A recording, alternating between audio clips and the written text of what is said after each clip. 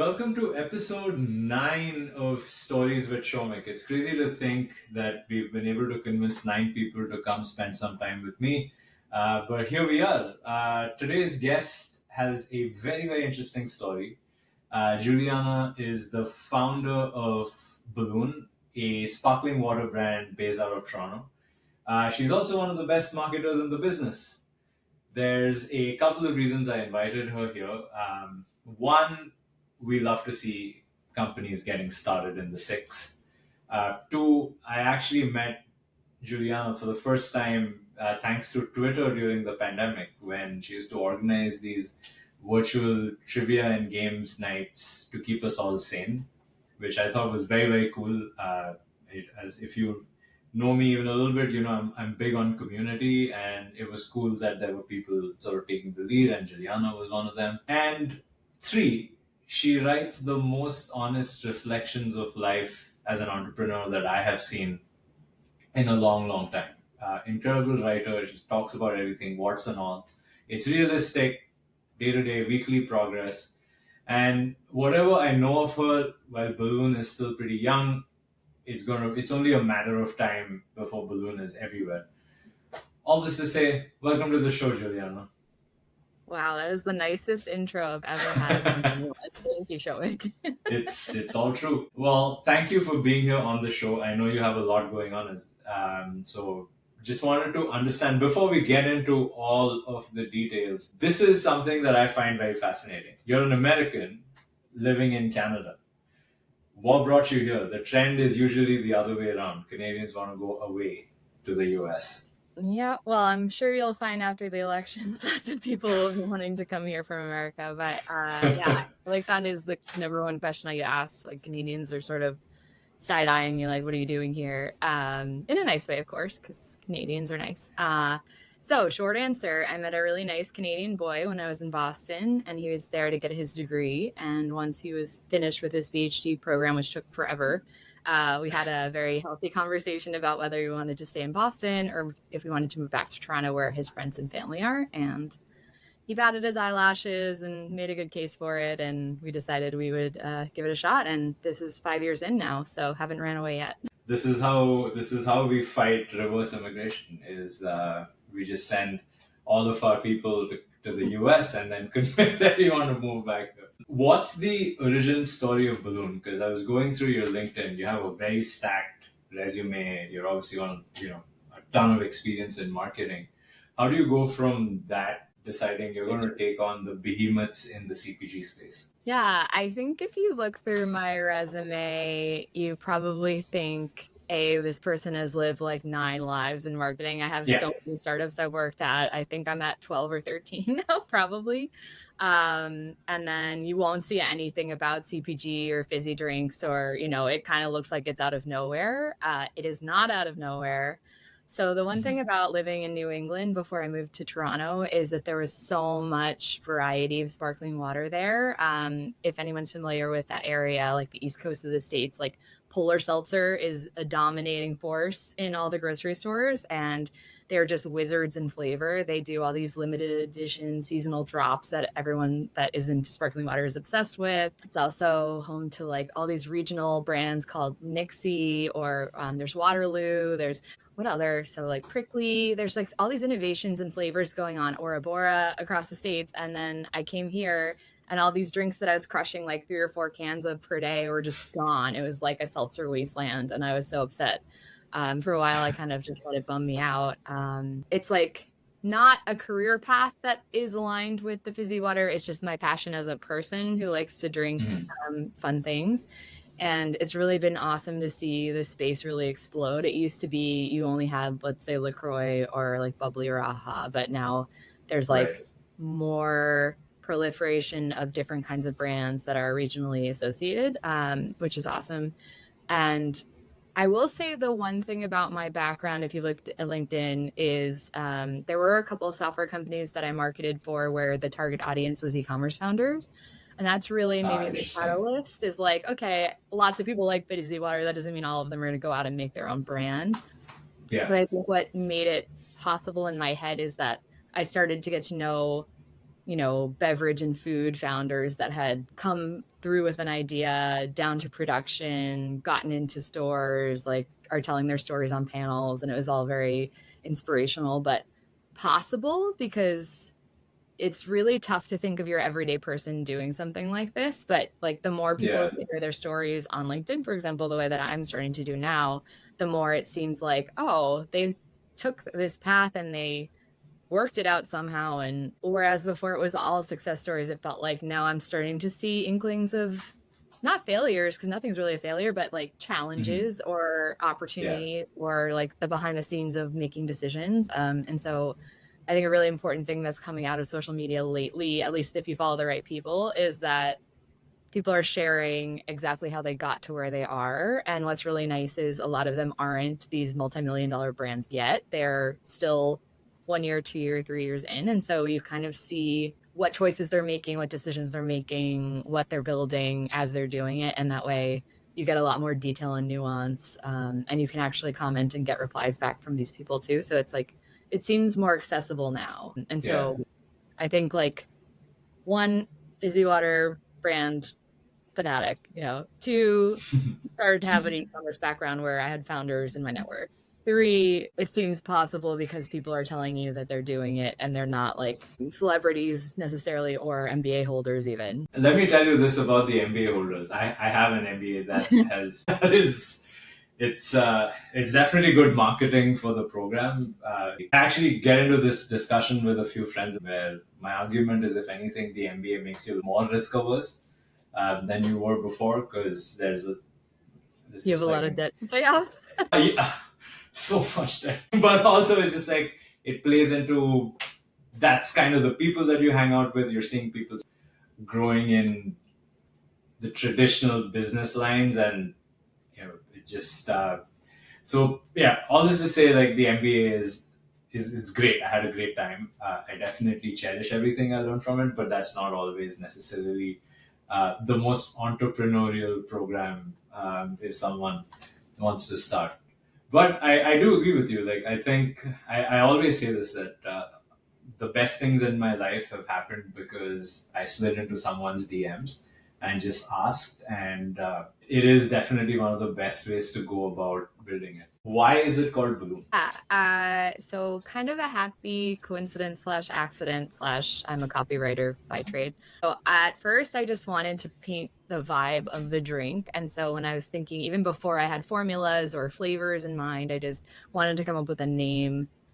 I don't know why I decided the name was first, but I just decided that was the way I was going to do it. So it's like thinking to myself, all right, bubbles are floaty, they're light, they're fun, they're, it's a party. If you have the right flavors, like it kind of feels like a celebration. And so I came up with that concept of like what embodies all these things. It's a balloon. And then I also wanted to own an emoji the same way Triple Whale owns the whale emoji in Mm, software. So I was like, what is an nice. emoji that I can own? So balloon has a very easy recognizable emoji. So sneaky thing there. That. And then when I was in the R&D process and the flavors were kind of not tasting as much as I wanted them to, and my husband said, why don't we try adding some sugar?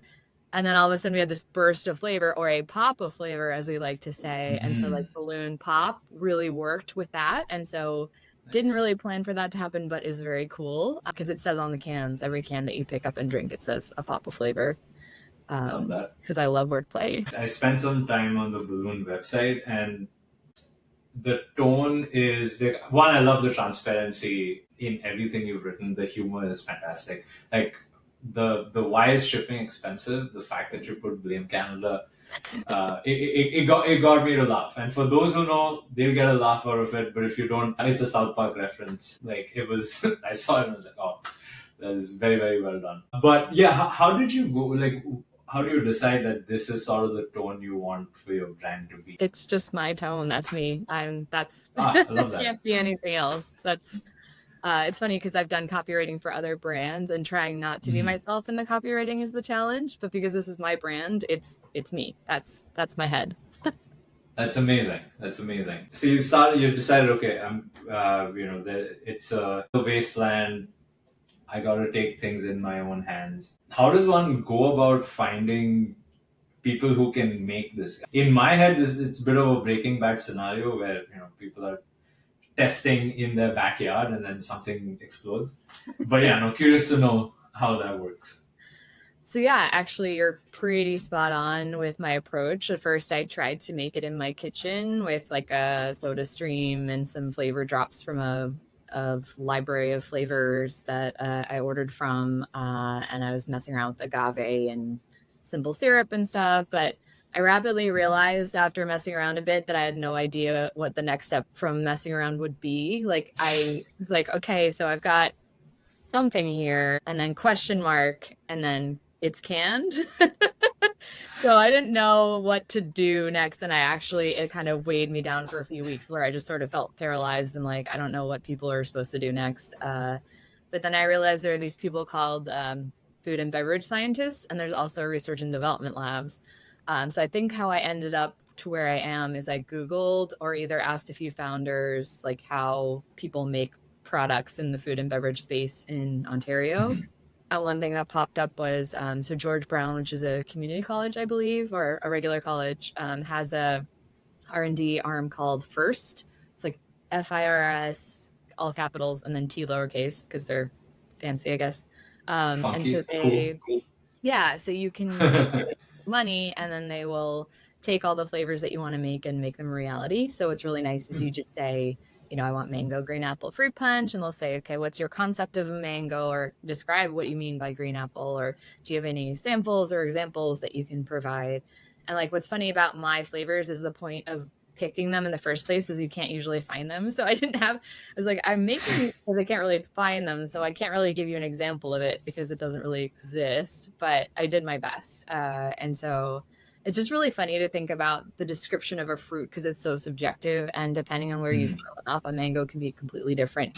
So that true. was like the main challenge, but like the fun part also is just trying to nail down my concept of these things versus what the food scientists were coming up with. And just going into the lab to do the sample tastings was just really fun because they'd give you blinded ones. So they'd say like, here's, Mm, 5 A, and then you'd have to whatever, and you say, oh, I like this, but I like this better, or can we combine these or less of that? And so it's sort of a collaborative process over time. But you get 3 tastings with the amount of money you give them. So I was sort of sweating by the end of round 2 that we were not going to nail the mango because that was the toughest one. But yeah, I think I'm really happy with all 3. I obviously have my own preferences for what I like, but what's nice about launching with 3 is that people tend to find at least one that they're really excited about. yeah. Yeah. Yeah, I just ordered mine a couple of hours ago, Yeah, and I'm excited for you to try it. I'm super excited because mango is my favorite fruit, and I grew up in India where arguably we have the best mangoes in the world. So when I saw mango, I was like, yeah, no, I'm definitely Oh my excited gosh, to now try I'm nervous about it. your No, it's gonna be great. It's gonna be great. I have no doubt about it. That's very interesting. So how long was this whole process from testing to okay, we're ready to put these in cans and put them out for the world? Yeah, so I started out with this notebook, and I think this Love was like that. fall about a year, like 2 falls ago. And I started Hmm. just writing down ideas, and then I started messing around in my kitchen, and then I did the R&D process, and it took like almost a whole year of between R&D, can design and labeling, packaging, trademarking. What else did I do? There's like a lot of steps you have to go through, making sure I had everything in place in terms of like nutrition facts and like making sure I wasn't doing anything illegal. And then I launched the pre-order campaign. I want to say I sent out emails about it in like October, and then I produced the first batch in December, and that was 2023. And then I've been Okay. online selling for almost this whole year. So Amazing. yeah, like 6 months into really having it live and orderable across Canada, and then I just expanded to US online sales like a week or 2 ago. So yeah, like it feels like a It's long time, amazing. but then it doesn't because it hasn't really been live that long. And that's I think the tough part is like having worked on it this long, it kind of feels like I should be further along, but then again, it's just started. So it's like a Yeah, weird that's time meld warp. and also you have a day job and 2 kids. Yes, also Uh, that. So I don't think pace is the problem. I think it's more of expectation management for you, because I Hmm. think you're doing really well, given this isn't just your sole focus. So yeah, maybe don't be so hard on yourself. Yeah, I have the typical overachiever mentality of like, oh, what can I do next? What can I do next? And I don't really pause. But, sometimes I try to remind myself, like, this was just an idea and now it's a thing you can drink. And, like, that's already pretty awesome. And it's in one convenience store, which I can go visit it and it's next to the LaCroix. And that's pretty awesome. That's amazing. That is listen. That's prime shelf space. That's very very cool. Yeah. I actually learned pretty recently about shelf space, and I never Well, gave it any thought whatsoever. But like recently, I'm I go down these uh, holes where I'm just like, okay, how does this work? And then it's 3 hours later, and I was like, wow, I learned a lot about how grocery stores operate. Had no idea, oh, yeah. and There's like all it's these golden pathways to where you need to position yourself and what shelf and what area of the shelf you're in and how close to the handle you are. And yeah, if you can be in the grab and go fridge and I think there's some stores where you have to pay like $20,000 just to get shelf space. That's like almost all my savings for this project. Yeah. that's wow. So how walk us through your process in landing the first in-store space, I guess. So that was a bit of a cheat just because my husband's really good friend growing up's family owns the store. So my husband, Andrew, was like, hey, Ryan, like my wife is doing this sparkling water brand. And Ryan's like, cool, can you send a bunch of cases over? Here's some money. And that was the end of it. There's no contract, there's Love no that. negotiations, there's no stocking fees. It's just literally like my drinks in our car being That's delivered to amazing. the door. So it was The, I don't count it really as, it's a win, but it's not like I hustled really for it. I don't know. It's weird. I Right. feel like you're hustling enough, and the wins are look, a win's a win, Yeah. and that's at the end of the day. That just goes back to that point about how important the network is, and having a strong network just makes the process a little bit easier. Yeah. And Well, a bit less cumbersome. I wouldn't say easier, but maybe less difficult. for sure. Yeah. And I think it set me up to be unpleasantly surprised because it was so easy. Brian's like, send us some seltzers and great. But now I've been But Metro isn't that Netflix flexible. is not knocking down my door now. Yeah, so I've been trying to pound the pavement in my neighborhood to drop off samples at different like coffee shops and breweries and things, and like it's just been tougher than I expected to get traction. So there's one Hmm. brewery that I said, oh, they have a to-go fridge that they sell sparkling water in conjunction with their obviously alcoholic beer. And they also Hmm. have non-alcoholic drinks on their menu, and I'm there all the time. So I said, oh, this would make total sense.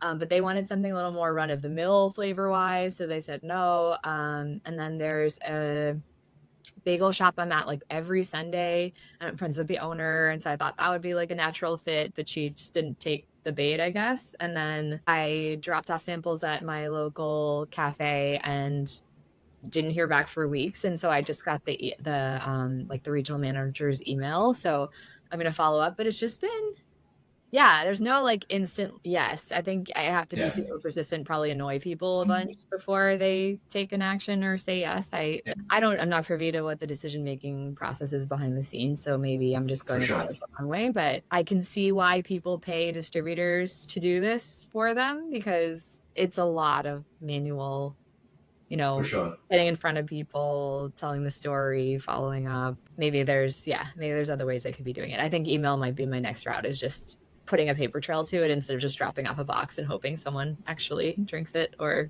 follows up with me about it. Totally. Totally. Makes sense. And I always joke about it that marketers and salespeople were born enemies. I've always been on the sales side. But it sounds like you need a salesperson. And would this is just like out of academic curiosity, would you be open to having an intern who could come sort of do that for you? Sure. Yeah, of course. Yeah, because I feel like that's, and I say this because for my sales team, we recently hired. Well, when I say my sales team business, it's too big.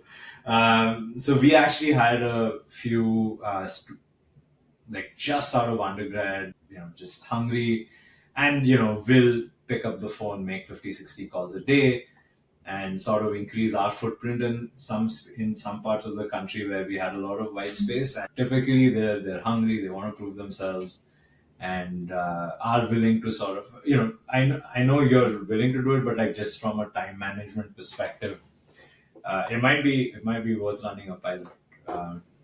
Worth a shot. Yeah, no, I wouldn't mind outsourcing some of the grunt work. That'd be great. You mentioned about some stores talking about preferring run of the mill flavors. What exactly does that mean? I think they mean lemon or lime or orange or grapefruit, like your citrus fruits, like nothing that people aren't super familiar with already. But everyone's making that. Yeah, I know. So it's like, well, Yeah. you can get that anywhere. Don't you want something a Yeah. little bit special? But I will say they were carrying something that was like way the other direction. Like it was almost a cocktail kind of sparkling water. And so I think they just wanted to go the other direction to just very simple. So I guess I can't blame them, but at the same time, it seems pretty short-sighted not to. And I Yeah. I went They'll back. eventually regret it. They all will. They'll all regret it. They'll all No, regret it. I mean, I ended up going back after they said no initially, just to say, hey, if you want to take it on consignment to see if it sells, I'm fine with that. And they did say, come back when you don't have your toddler with you, because he was pitching a fit. So I will try again. I just need to get the pep and the energy back up to try a third time. It's just kind of like, For how many sure. months do you want to take? Yeah, makes sense. And if you need me to just go to this cafe and say, oh, I wish there were balloons. And some Oh, I water," should hire plants to come in. Yeah, just have some Yes. people every now and then just kind of mutter, I wish this is a balloon. Yeah. That'd Yeah. be amazing. I like that. It's like That's for a basically what Red Bull did in the Yeah. early days. I love that idea. There you go. Like I'm almost trying to provide value. No, but it's honestly worth a shot, and it's organic. No one needs to know anything about it. No one needs to see me slipping 20s under the table. Yeah. You don't even have to do that to me. I'm just happy you're here on the show. I'm Wow. more than happy to go around and say it to every single cafe and bakery around me. Cool. That is very, very cool. And you've been doing this for a year plus.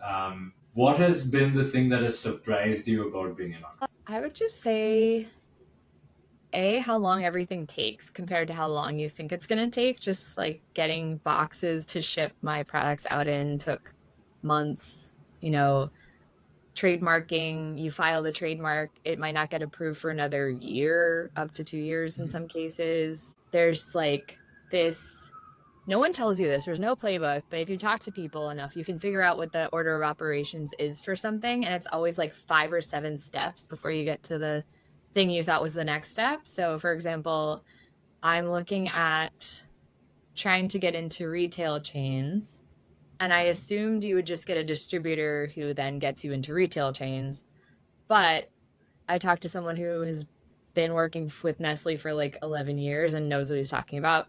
And he said, no. Okay, so first you've got to get your packaging ready for retail.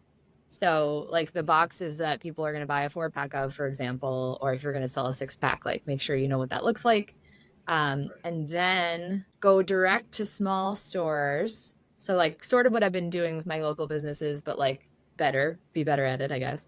So get into a few stores, start getting sales to be able to tell the story that there's demand for your product, and then show those sales to a distributor who will then get you into the big chains. Wow. So I have like 4 to 5 things I need to do there before I get to the actual like outcome that I want. And that's assuming everything goes smoothly with every step. So, and it's funny because I had assumed, so I'm going to do my first trade show in the fall, and I have a booth at the CHFA now trade show. And that's super exciting. So what is the CHFA? So Canadian Health Food Association. So they do. Oh, cool. Yeah, it's really awesome. They have so many amazing beverage brands, food brands, like home products, beauty. It's just really such a fun time. It's like Disneyland for people who like snacks and products. But so I thought that I would wait until September when I'm at my booth, because then the people who go to these things are either retailers, distributors. Some of them Mm. are like press for the beverage space, or some of them are like social media influencers. So it's like, okay, great. So I'll just like sit back, wait until September, have my booth, make the connections there, and then get started with all the stuff. But this guy's like, no, no, you need to do the packaging and the sales now, so that when all the distributors and retailers are there, you have something to Right. tell them about how it's going. And so now I'm a little Hmm. bit like, okay, so I have some of July and all of August, and that's about it to get that done. So sort of like low key gonna email my designer probably today or tomorrow and say, can you make me some boxes for retail? Because they realize I needed that, and knowing that it's gonna probably take a while to get those boxes back, too. Hmm. So yeah, it just, there's so much more involvement and so much more kind of, I don't know, it's like checkers kind of. You're just like taking all Yeah. these moves until you get to the end of it. Yeah. Wow. Learned something new today. Very, Yep. very interesting. Okay, tell me about your experience when you got your first batch of drinks. You looked at it, it was real, it was packaged. What was that like? That's surreal, so the process is you get your ingredients sent to your co-packer, and then your co-packer will mix everything together, but you're there to make sure that it tastes okay, because they don't know what it's supposed to taste like. Obviously, weren't involved in the research and development process. And then they carbonate it for a few days, and then they can it. So I kind of was there for every step of the process, but like Okay. really standing there and watching the guy feed the cans into the machine was like super cool. And then you're done, you've got like this stack, like a pallet stack of flavors. So they kind of do one flavor at a time, because I have three. It was like, okay, we're gonna do, I think we did green apple first maybe, and then fruit punch, and then maybe mango. So it's like three separate times where I had to go in to help the mixing and just make sure everything came out the right way. But then, yeah, you've got this massive stack of stuff that is almost done in my basement. So batch one is like almost finished selling, which is great because I'm making batch two That's this. amazing. Yeah, so it's kind of crazy to crack open a can of your stuff and drink it for the first time. It was kind of crazy to go to the convenience store and buy. I actually insisted on buying one. The cashier's like, I feel weird charging you for your own product, but I said I have having that credit card line item that's like you Yeah, bought it's an iconic moment. that's really cool. So like the whole experience, of course. But it's funny because it never really feels real. It still kind of feels like I'm playing around, like it's like a little pet project. Like it's not a real. I don't know if it'll ever. I don't know what it'll take. Like if I'm in a Target, maybe. But I would argue most founders probably wouldn't keep going if they felt like satisfied with anything. I feel For like we sure. all kind of just get to the next step and the next step and the next, and it's always like, how far can I take this? And so I like, that's my theory anyway, because that's the way I am. And so, okay, cool, I've got a product, but like, now what? Like, what can I do next? Yeah, no, that's honestly that's amazing. I find like I've just been on the software side of things for so long that it's just cool to see people making physical things. It's just so much more real. With software, you can fix it while you've launched, but this is different. It needs to be right before it goes out into the world, which is very, very cool to see. Yeah. And since you mentioned it's your pet project, I know you also have a full time job and you have two kids. Like how do you compartmentalize that this is the amount of time a week I'm going to focus on balloon versus everything else? So I have to have my kid time. Obviously, I have my Of day course. job time, and then I have a choice basically every evening because the kids go down around 8:39. And it's like, all right, I usually am up until midnight. So what do I do with my precious 3 hours? And if I'm really drained that day, the answer is like watch some trash television. But I am mindful that if I do that every night, nothing will ever get done anywhere else. And so it's a mix of like maybe doing emails for an hour for the business, or like tackling something on Shopify, or like working Hmm. on some sort of next step in terms of packaging or design. And then I'll go watch TV. Or if I'm really feeling motivated, I'll spend all 3 hours on the business. But I don't It's amazing. have extra time really to like I kind of have to have it in that slot. And if the kids are with their grandparents, then I'll spend like maybe an afternoon on it if I'm feeling motivated. But yeah, Hmm. it's up to me to keep it going. And as long as I feel energized by what I'm doing, it's not a chore. I think one thing that's been really great about the LinkedIn posts is that it keeps me accountable because people are reading. And so if I don't have anything to Yeah. say, it's like, okay, what have I done this week? And it kind of forces me to look back at what I've done too from an analytical mindset. So, for example, I think I'd written about how June was like a brand awareness test. Like I was giving the product away in order to get people to try it and then hopefully get more sales out of it. And so I was like, okay, like how did that actually do? And I was only thinking about how did it actually do in the lens of how am I going to explain how it did to the people on LinkedIn. So just it's been really good for getting me out of anything where I'm stuck because it's like I want to go to the next step. I want to talk about it and I want to explain what I'm thinking as I do it.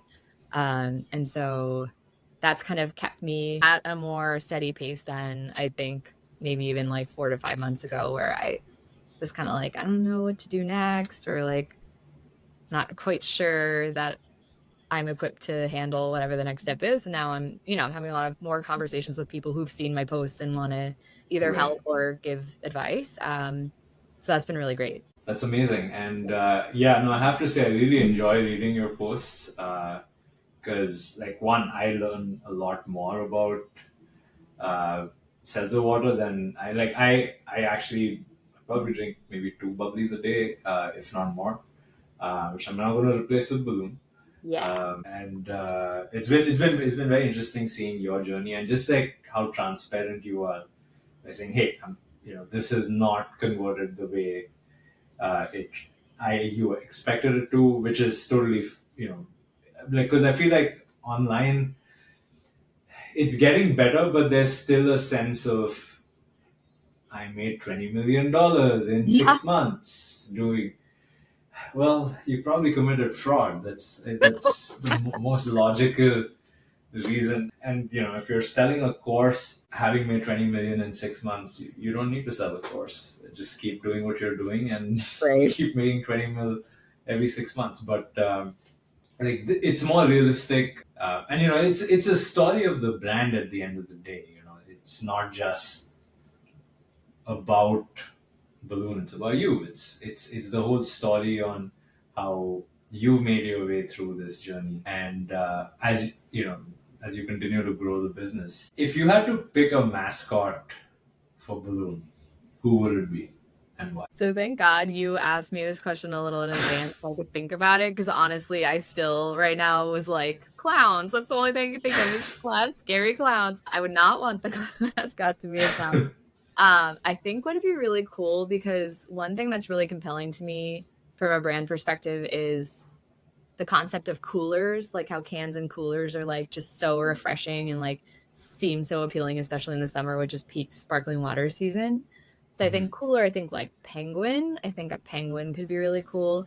I think there might be already penguin mascots out there. I'd have to do a search, but I really like the concept of like a cool penguin who's like very chill, literally, just like the cans would be. It doesn't Nice. really align with balloon, the concept of a balloon, but it's more Well, the penguin could lifestyle. hold a balloon. Yeah, penguin can hold a balloon, sure. I mean, penguins can't fly, so maybe it would need some There you flotation, go. right? Yeah, Yeah, that's how the penguin flies with the balloon. for sure. Just takes a sip of the mango balloon and off they go. I love that. Very cool. Yeah, when I figured I should let you know about that question in advance, just Thank you. I didn't because want my answer to be terrifying. because like when you said, "Oh, I'm thinking clowns," my mind instantly went to the Yeah. clown from It, and I was like, "Yeah, no, no, that's It's so weird because clowns didn't used to be scary. Like in my childhood, they were funny and like you wanted to be around them as a kid. But I don't know, like something around like the 90s or thousands, they became like was there yeah, some serial killer who dressed up like a clown or something? Like I don't know how that shifted in perception, but all of a sudden it was like clowns are scary. yeah." I honestly don't know because like growing up, even for me, it was like clowns are whatever. They're fun, goofy. But there were people in like people I went to maybe kindergarten with who used to be terrified of clowns even then. And Oh, okay. so I don't know, it's probably very polarizing. And then of course, once they turned into serial killers, that Oh yeah, the whole serial ruined thing I'm sure didn't help. just ruined the crown branding forever. True. Okay, all right. But well, maybe one day they'll be cool again. I don't know if they were ever cool, but maybe one day they'll be fun and goofy again. And okay, here's something that I like to ask a lot of guests. What is your go-to hype song? You obviously have a lot going on, and sometimes you just need a little musical boost to get into the zone. And Yeah. yeah, what track is that for you? It's not going to be anything anyone maybe knows, but are you familiar with like the Oculus VR set? Yes. Yeah. So you know the game Beat Saber? Yep. Yep. So like for anyone who doesn't know what I'm talking about, you put on this headset and there's like blocks coming at your face and you've got two like laser swords in your hands and you got to chop the blocks in time with music. And so there's this one track that's like a K-pop song and it's like the chorus, like there's like Japanese in it and then the chorus is like basically saying like I'm never gonna give up, you can't bring me down, I'm like a boss basically. And it's like so cheesy, but like if I'm ever outside and I'm walking around and I like need a like pep injection, it's like 2 minutes of just like, yeah, I'm like gonna get it. And like I always think about the blocks when I'm like it's like it kind of you're just like taking challenges and like slicing them. Love that. Super cheesy and weird, but that's my answer. Whatever works. I listen to 8 Mile by Eminem. Oh, of course. Yeah, classic. It's talking about vomit.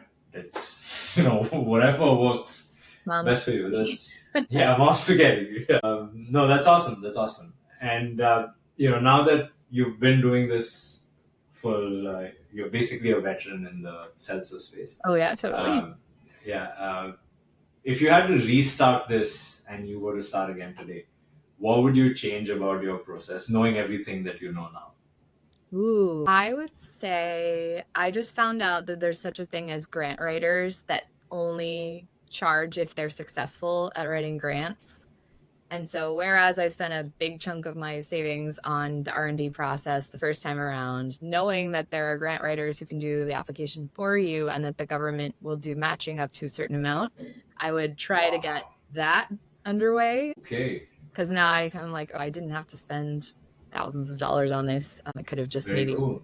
yeah, outsourced the thing is like, there's so many things out there that are like female founder funding or like grant, whatever, but it's like a full-time job almost to know when the application process is due and like submit all the paperwork they want and get it in on time and follow up and all that. And I just don't have the time, but of course, yeah. it's frustrating because you see them kind of sailing by and you're like, oh, that would have been good. Oh, that would have been good. So, but yeah, knowing that that is an option, I would have from the bat tried to get some sweet government funding and then applying it towards some stuff. I mean, I'm not out of the races. Like I can still try to apply it to like my second round of flavors, for example, or sweet. Okay. try to use it to like expand into grocery stores or maybe like go into the US from like a production perspective. So like there's certainly a lot more opportunity there, but yeah, I'm a little more aware of the options now than I was before.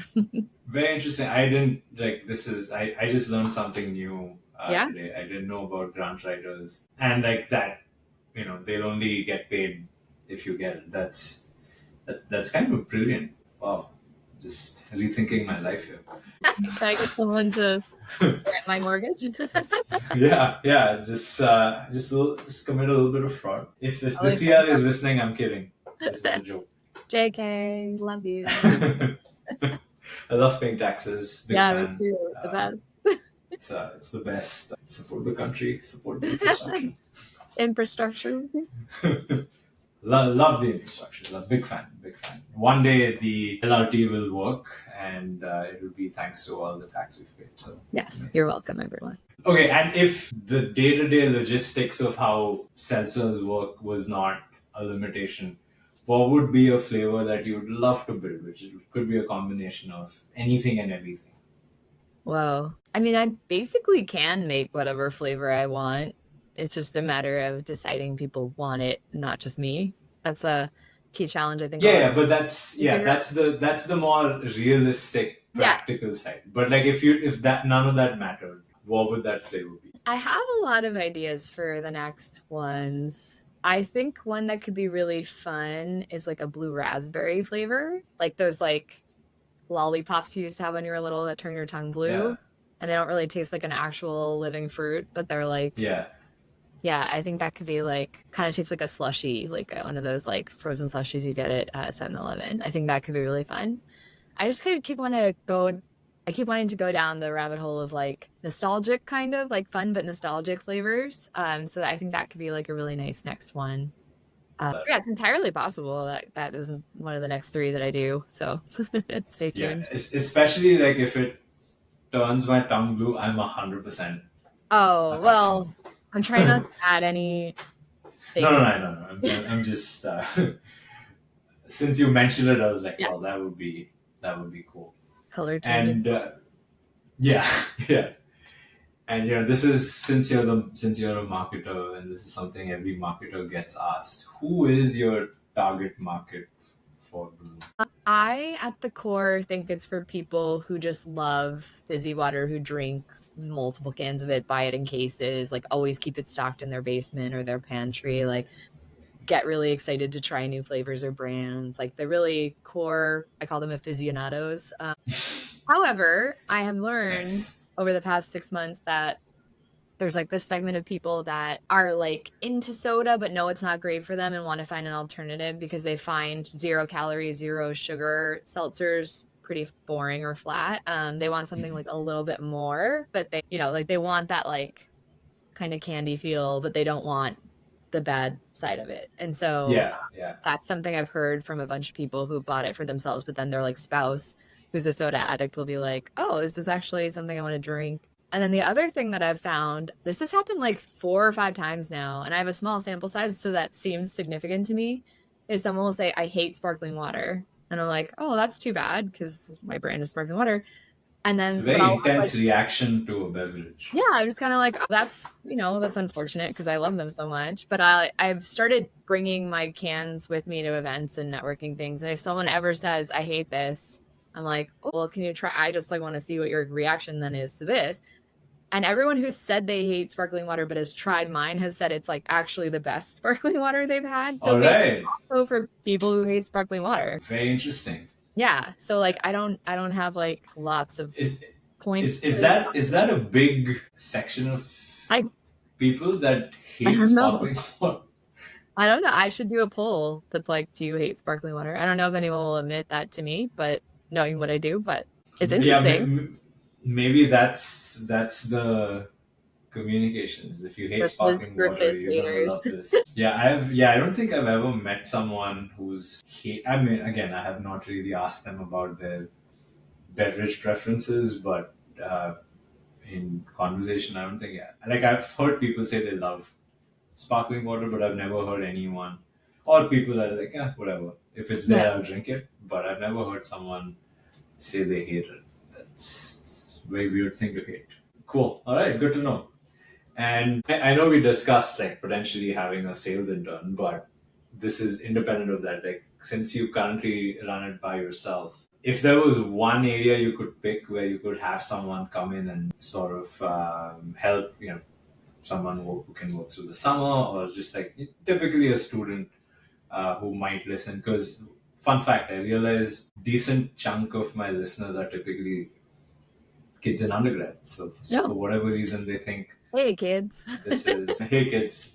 For some reason, they think this is fun to listen to. So if you had to pick one area that you would need someone to come in and work on, what would that be? Okay. I hate saying this because it's so stereotypical, but I'm not great at math as an English major. And the whole unit economics of e commerce is, I think, challenging for probably anyone. Like, For even sure. someone with normal math skills or like even good ones. Like, it's very nuanced and there's just so many complexities to it normally, let alone when you layer in retail with all these like margins and markups, and Hmm. it's a crazy system. So I don't really have a handle today on how much it costs to produce balloon versus how much I'm making off of it. Yeah. And it's because you've got all these disparate costs. It's like the one-off R&D cost or the batch number one cost, and then there's like the can cost and the boxes cost. But like the cans are filled, but the boxes haven't been used yet. And then I've got my Shopify subscription, which is monthly, and I've got like my one-off shipping fees. And so like it just kind of is all over the place. And then on Yeah. top of that, yeah, so then if I'm going into retail, then it's like, okay, I'm charging them like, let's say $1 to buy a can, but then they're marking it up another dollar. And then the distributor has their cut of it. And then let's say they have an everyday low price match. And then, so then it's like, okay, I should know how much it cost me to produce, but then like, am I even going to be making any money if that's the case? And is it even worth it? Right. And like, if the answer is no, it doesn't mean I shouldn't go into retail, because the theory is if you sell at enough stores, you can have enough demand for your product that you're making it in such Right. large quantities that you get a price break, and then Makes it makes sense. sense. And so the other thing you have to factor in is, where are the price breaks? So it's like, if I'm not profitable doing it at a small scale, fine. But like, let's say a year or two from now, if I'm making, 300x the amount, is that when I start making money? And like, how much Right. money do I need to get to the point where I'm making that, and then how much would I need to pay myself? And so this is like so much like Yeah, that's a lot of math. numbers. Yeah. So I would Yeah. want some sort of CPA um undergrad or something. All right. Yeah, I don't know if any CPAs are going to listen to it, but we'll use this description as one of the, I'm forgetting all my words. We'll use this clip as one of the ways to talk about, hey, looking for a potential intern, undergrad, good with numbers, good with spreadsheets, organized, can work remote, no problem. Yeah. I'm assuming that's Nagging fine. me for the financials. Yeah. Okay. Done. All right. That's the recruitment clip right there. We're going to Perfect. talk about uh, finance spreadsheets, and I might be able to actually connect you to some students, hopefully. Yeah, it'd Um, be great. Amazing. All right, that's there we go. We just If the first intern for Balloon, we just figured it out. That's exciting. All right, that is very cool. Awesome. And I'm going to take one step back. Like, obviously, we learned about grant writers in the last year and a half.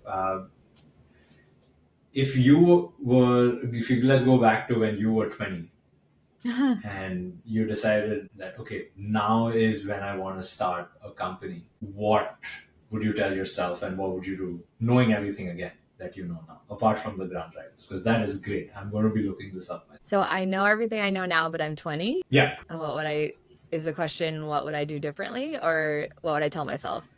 Yeah. What would you tell yourself to do? I guess it's sort of ties into each other. So I definitely think I needed all of the startups I went through the past 20 years to like understand what I'm capable of. I feel like I did not have nearly the confidence in myself that I did back then. I think there's a lot of change I've gone through too, just in moves to different cities and countries, and like having kids is obviously a challenge, and like you learn a lot about what you're capable of by doing that as well. I feel like I had a lot more energy back then, and obviously not having kids in my 20s, I would have had boundless time to just really hustle on this. And so I think it's just like things tend to work out, and you just need to put yourself out there enough for luck to happen. Like it's a lot of Yeah. work, but it's also a lot of timing and a lot of really long range events. Like there are just things that happen that I'm like, oh, if I hadn't gone to this event 5 years ago and talked to this person who introduced me to this person who then did this wouldn't, it's just kind of such a long game that if you're trying to get something done and you're impatient and you think it's going to happen immediately, it's like, that's not the way to look at this. I feel like 20-year-old me probably wouldn't have been so long-term focused as I am now.